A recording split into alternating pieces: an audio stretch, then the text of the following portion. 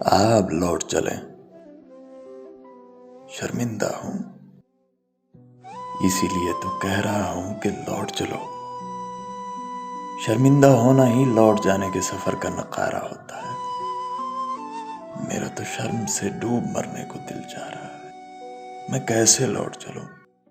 میری تو ٹانگیں ساکت ہوئی جا رہی ہیں، ڈر لگ رہا ہے، اور وہ بھی اتنا کہ دل ہی خون ہوئے جاتا ہے۔ میں واپس کیسے لوٹ چلوں؟ جانتے ہو ایسا کس لیے ہے؟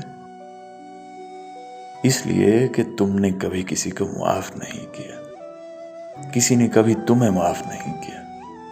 تم ایسے ناخوش لوگوں کے درمیان رہتے ہو جو ایک دوسرے کو معاف نہیں کرتے، حالانکہ سب ہی انسان ہیں، سب ہی غلطی کے پتلے ہیں، اور یہی چیز تمہیں مغالطے میں ڈال دیتی ہے، اور تم فرض کرنے لگ جاتے ہو کہ شاید خدا کا بھی یہی رویہ ہو، اس کا بھی تمہارے جتنا ظرف ہے، کیونکہ تمہیں کبھی کسی نے معاف نہیں کیا، اس لیے خدا بھی تمہیں معاف نہیں کرے گا۔ تم اس لیے معاف نہیں کرتے کہ تمہیں سکھایا گیا ہے۔ زندگی کے نیلام گھر میں طارق عزیز کی آواز میں تم سنتے رہے ہو، غلطی کی گنجائش نشتا۔ غلطی تسلیم کرنے سے آپ کی انا کو ٹھیس پہنچتی ہے۔ آپ کو تو مسٹر رائٹ ہونا سکھایا گیا ہے، اب آپ کیسے تسلیم کر لیں کہ آپ مسٹر رانگ تھے؟ اس لیے آپ کبھی غلط نہیں ہو سکتے۔ آپ کیوں معافی مانگے؟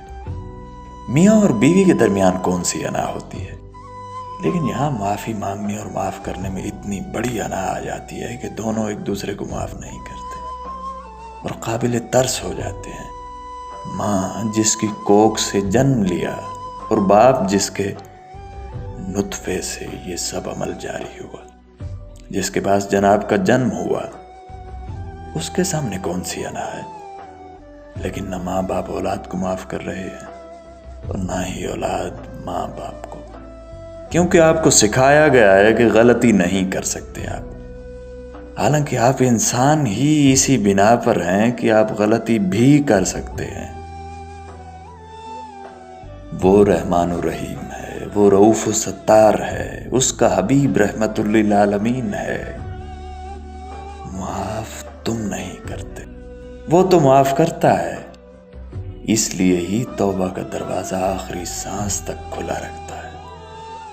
وہ چاہتا ہے کہ تم لوٹ آؤ، یہی اس کی خواہش ہے کہ تم غلطی کے بعد لوٹ آؤ۔ شرمندہ ہونا ہی لوٹنے کا اور واپسی کے سفر کا نقارہ ہوتا ہے۔ چلو کہ اب لوٹ چلیں، چلو کہ اپنے آپ کو معاف کر ڈالیں۔ تمہارے اور رب کے درمیان ہزاروں پردے ہوں گے، مگر رب اور تمہارے درمیان کوئی پردہ نہیں۔ تمہارے لیے وہ آسمانوں سے پرے ہے، اس کے لیے تو تمہاری شہرگ سے بھی زیادہ قربت ہے۔ ایک وہی تو ہے جو ہمیشہ تمہارے ساتھ رہا ہے، ایک وہی تو ہے جو تمہیں جانتا ہے۔ لوٹ جانے میں کوئی ڈر نہیں۔ اب لوٹ چلیں۔ یہ خود کلامیاں ہیں، ایسی ہی تحریروں کے اندر فلسفہ نہیں ڈھونڈنا چاہیے، اور نہ ہی یہ واز ہوتے ہیں۔ اندر کی آوازوں کو اندر کے کان سے سنتے ہیں۔ تحریر ہے صاحبزادہ محمد آصف مہاروی کی، آواز ملک طاہری سے۔ بہت شکریہ، اپنا خیال رکھیے اور مجھے دعاؤں میں یاد رکھیے۔